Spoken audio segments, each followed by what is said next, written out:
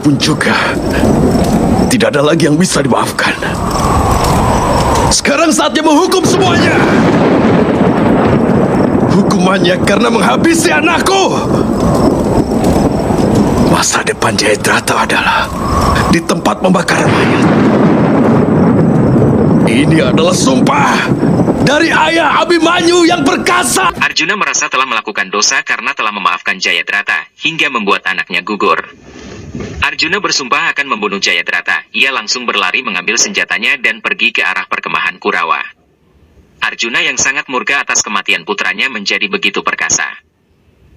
Pasukan Kurawa tak ada yang bisa menghentikan Arjuna yang sedang berkuda. Para pasukan Kurawa langsung memberikan tanda berupa genderang perang agar semua ksatrianya berkumpul. Mereka semua menyaksikan kedatangan Pangeran Arjuna. Sangkuni berusaha mengingatkan Arjuna bahwa hari sudah melewati waktu perang. Aku di sini bukan untuk perang, tapi untuk menghukum. Lihatlah kemarahanku.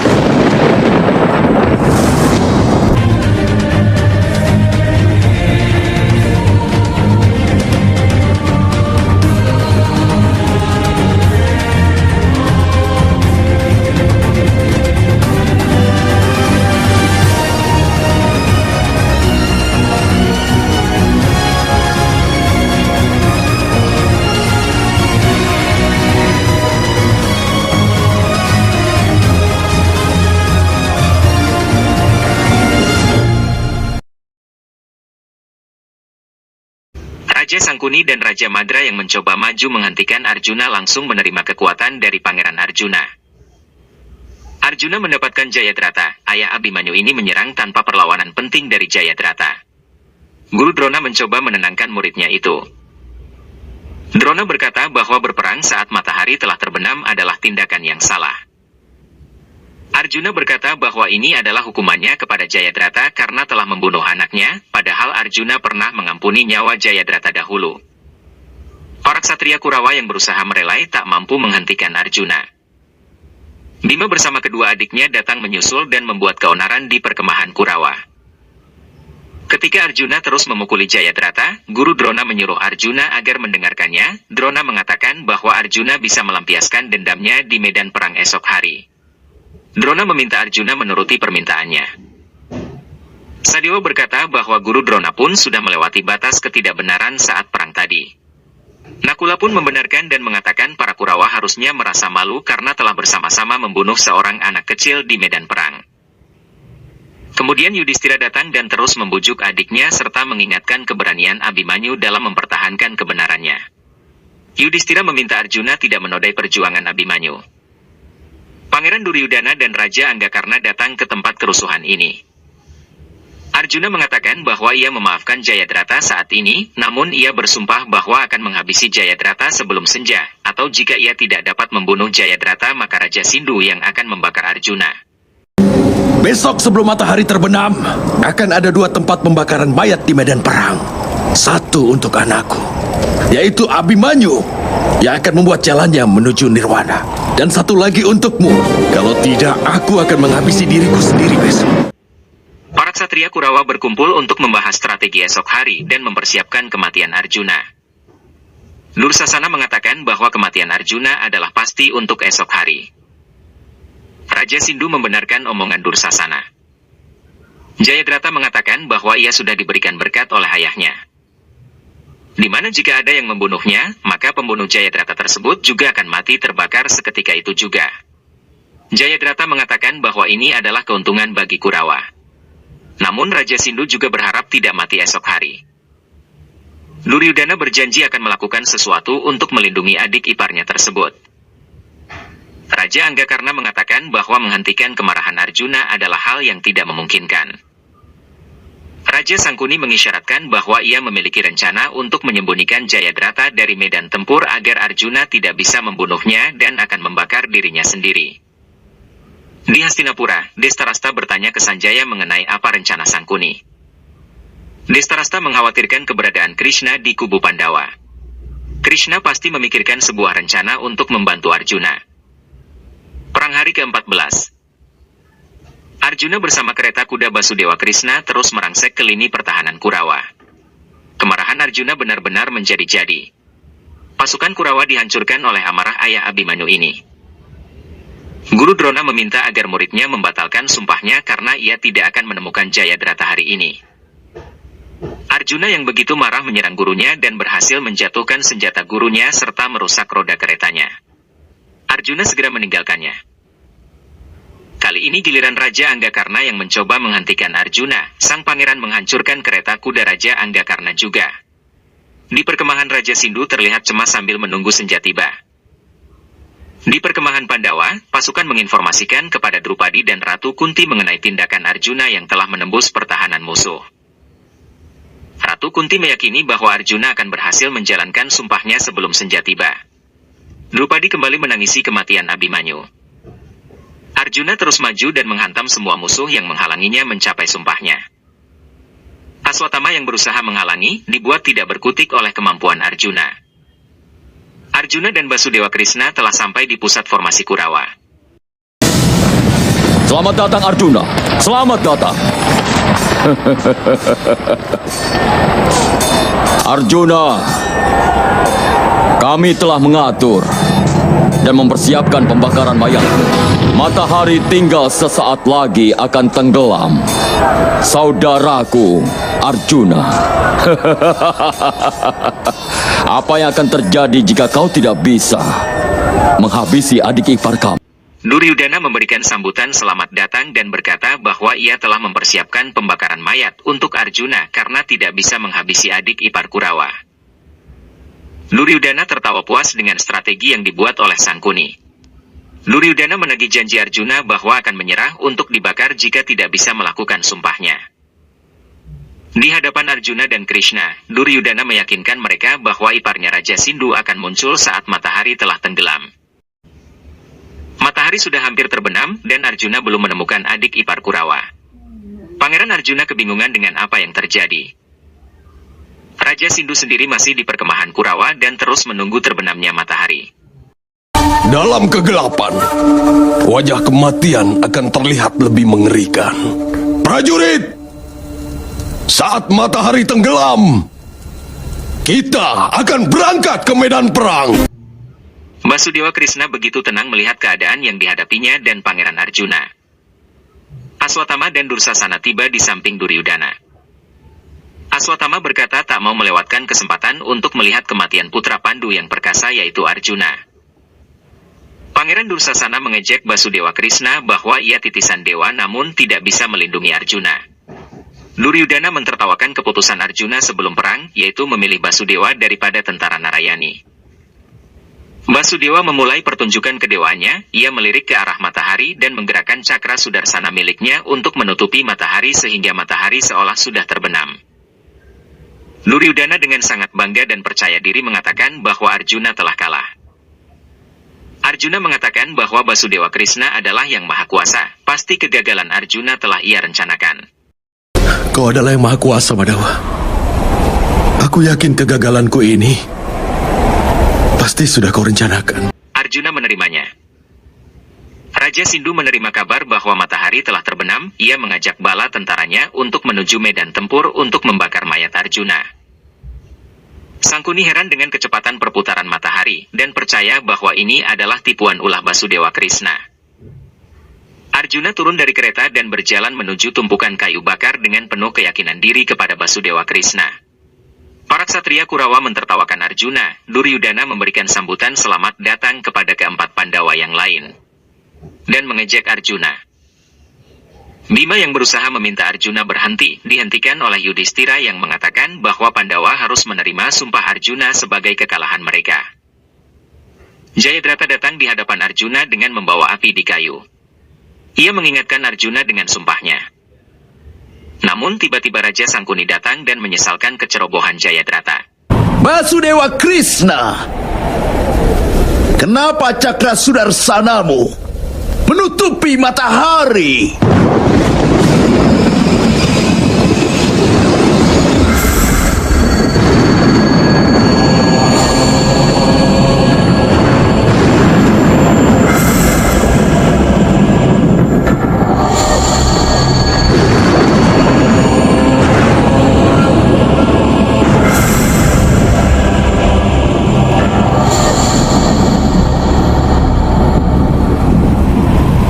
Aku tidak bisa membuat matahari tenggelam. Tapi aku pasti bisa membuat suasana seperti matahari sudah tenggelam, Paman. Sangkuni mengatakan bahwa cakra Sudarsana Basudewa Krishna telah menutupi matahari. Hal ini tentu mengagetkan semua ksatria yang ada, termasuk Jayadrata yang akan menerima kematiannya. Krishna berkata bahwa ia memang tidak bisa memaksa matahari untuk tenggelam. Tapi ia bisa membuat suasana seperti matahari telah tenggelam. Basudewa lalu menarik kembali cakra Sudarsana miliknya. Terlihat ketakutan luar biasa di wajah Jayadrata. Raja Sindhu memohon pengampunan nyawa Arjuna untuk sekali lagi. Jayadrata mengingatkan mengenai anugerah dari ayahnya untuk Jayadrata. Karena itulah, aku akan memanahmu dengan Pasupatastra ke arahmu, yang akan membuat kepalamu terpenggal dan jatuh tepat di pangkuan ayahmu sendiri.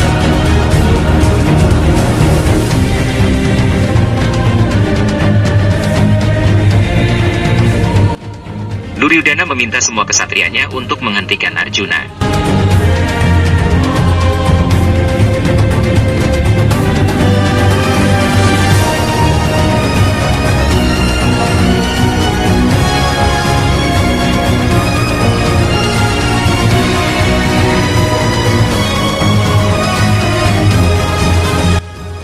Arjuna segera menarik busurnya dan memenggal kepala Jayadrata dengan Pasopatastra hingga membuat kepala Raja Sindhu terpental ke pangkuan ayahnya hingga terbakar. Kepala Raja Sindhu, Jayadrata telah terpenggal dan menjadi penyebab pula untuk kematian ayahnya. Dengan cara ini, dengan cara yang sama semua pendosa akan menemui ajal di medan perang ini. Jayadrata dan ayahnya sama-sama menerima kematiannya pada hari ini.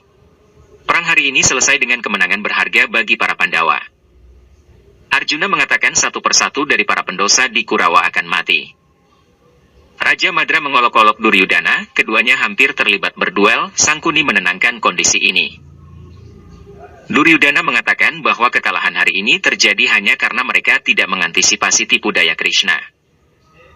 Raja Anggakarna mengatakan bahwa ia telah memiliki senjata anugerah dari Dewa Indra dan akan ia gunakan esok untuk membunuh Arjuna.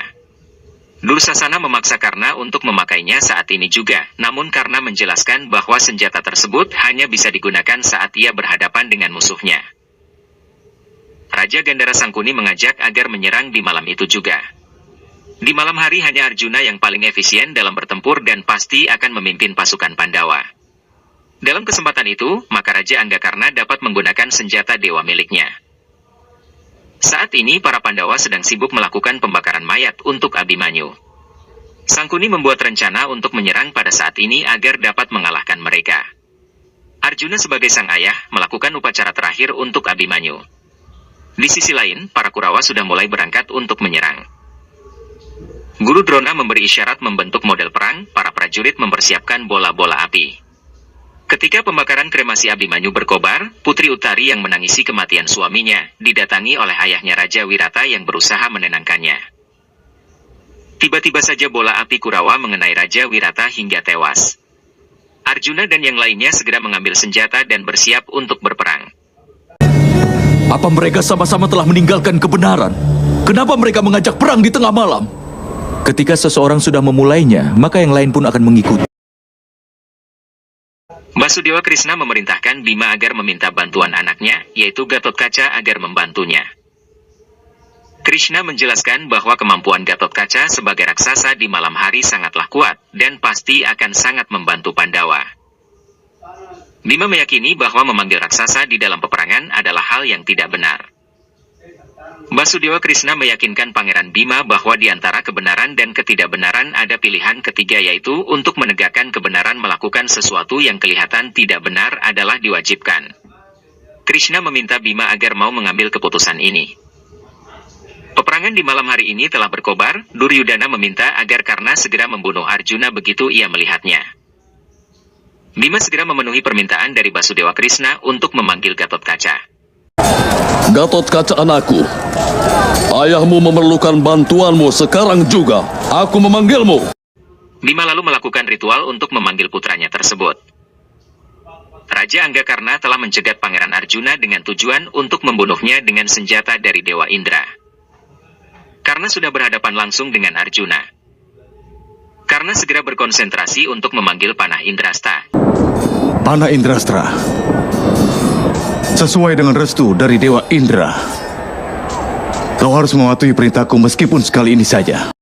Aku perintahkan kau untuk... Namun tiba-tiba saja fokusnya goyah ketika Gatotkaca datang dengan tubuh raksasanya. Kedatangan Gatotkaca membuat Duryudana kebingungan. Gatotkaca memberi hormat salam kepada pamannya, Duryudana, dan memperkenalkan diri bahwa ia adalah putra dari Pangeran Bima. Putra dari Hidimbi ini memporak-porandakan pasukan Kurawa dengan sangat mudah dan cepat.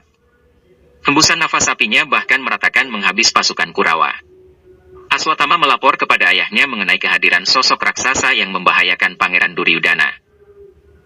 Duryudana memerintahkan agar Raja Karna segera menghabisi Gatotkaca, namun sang raksasa terlalu perkasa untuk panah-panah dari Karna. Guru Drona mengirimkan panah untuk mengurung Gatotkaca, namun putra sang Wekodara ini segera lolos dengan begitu santainya. Gatotkaca menyemburkan api dan terus menghabisi pasukan Kurawa, tidak peduli apapun senjata Karna dan yang lainnya semuanya masih gagal melukainya. Duryudana memerintahkan kepada Karna agar menggunakan senjata dari Dewa Indra untuk membunuh raksasa ini. Temanku Karna, gunakan panah saktimu untuk membunuh raksasa itu. Bukankah Dewa Indra memberimu senjata yang tidak pernah gagal? Raksasa itu hanya akan mati dengan senjata sakti.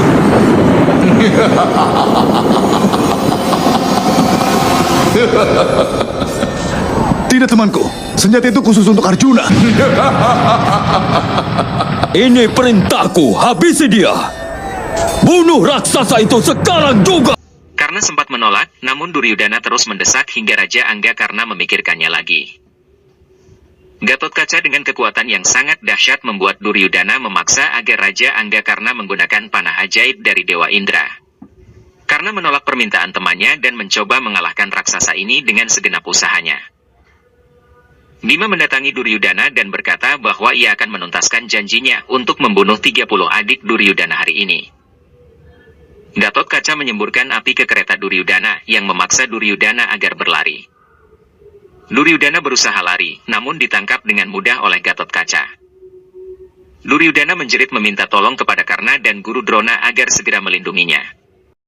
Salam Paman Duryudana.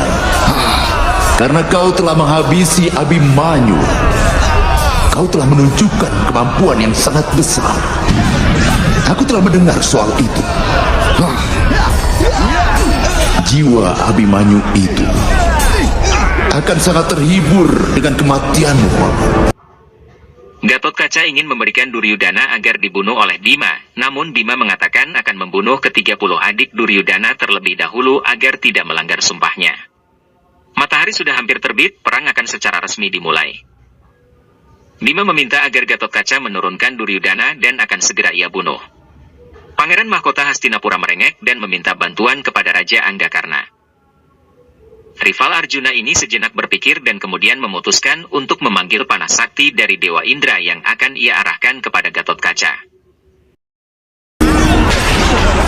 Panah Indrastraku, sesuai dengan restu dari Dewa Indra, kau harus mematuhi perintahku sekali ini saja. Aku perintahkan kau sekarang untuk menghabisi Gatotkaca di sini. Anak panah sakti Indrasta terlepas dari busur Raja Angga Karna dan mengarah ke tubuh Gatotkaca. Bima yang melihat hal tersebut berusaha meloncat dari kudanya untuk memasang badan melindungi anaknya. Namun anak panah tersebut terbelah menjadi dua melewati tubuh Bima lalu bersatu kembali mengenai Gatotkaca. Panah dari Raja Angga Karna segera mampu menghabisi nyawa Gatotkaca atas restu dari Dewa Indra. Putra Hidimbi ini segera merasakan efeknya.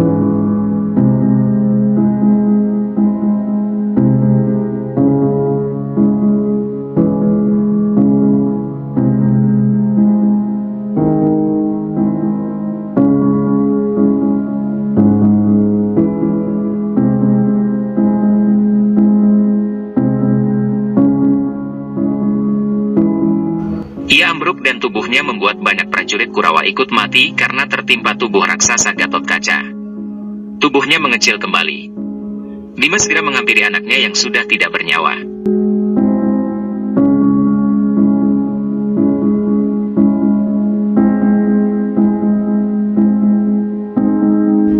Bima berterima kasih kepada Gatot Kaca karena telah berkorban besar, walau perang ini bukanlah perangnya. Bima merasa bersalah kepada Hidimbi. Bima dan Duryudana terlibat saling ejek. Bima berlari dan berusaha menghampiri Duryudana untuk berduel. Karena melepaskan panah hingga melukai Bima, namun dicabut dengan mudah. Panah yang lemah, Raja Angga. Hanya beginikah kekuatanmu? Arjuna menantang Karna yang menyerang Satria Gada dengan panahnya. Karna marah dan mengatakan bahwa Arjuna serakah hingga mengorbankan nyawa Gatot Kaca, yang tidak lain adalah keponakannya sendiri. Ia juga tahu bahwa ini adalah rencana Basudewa Krishna yang membuat kondisi agar Raja Anggakarna terpaksa memakai senjata saktinya.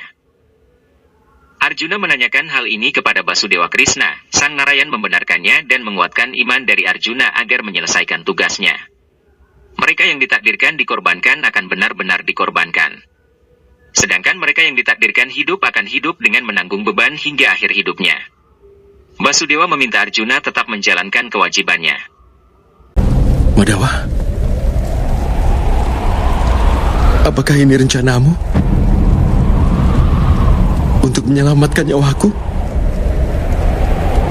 Kau telah merencanakan agar Gatot Kaca terbunuh?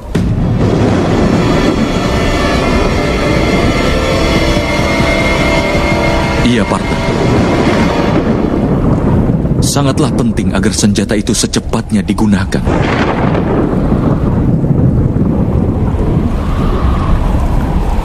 Berapa banyak dan siapa saja yang akan kau korbankan, Madawa? Termasuk kau, Parta. Dan juga aku. Kau harus tetap menjalankan kewajibanmu ini. Bima mulai membunuh adik-adik Duryudana, 60 Kurawa telah tewas di tangan Bima. Ia terus mencari dan membunuh satu persatu Kurawa, 70 Kurawa telah terbunuh.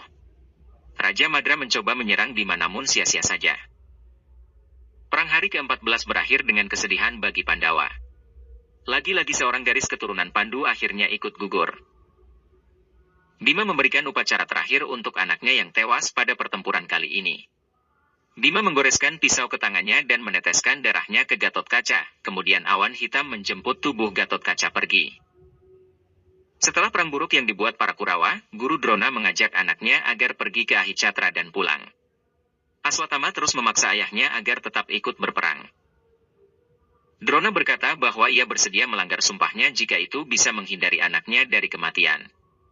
Keduanya saling berargumen satu sama lain. Drona menyesalkan kekeras-kepalaan anaknya yang telah membuat Drona melakukan banyak ketidakbenaran seperti menyerang musuh di malam hari. Tiba-tiba Duryudana datang bersama Sangkuni.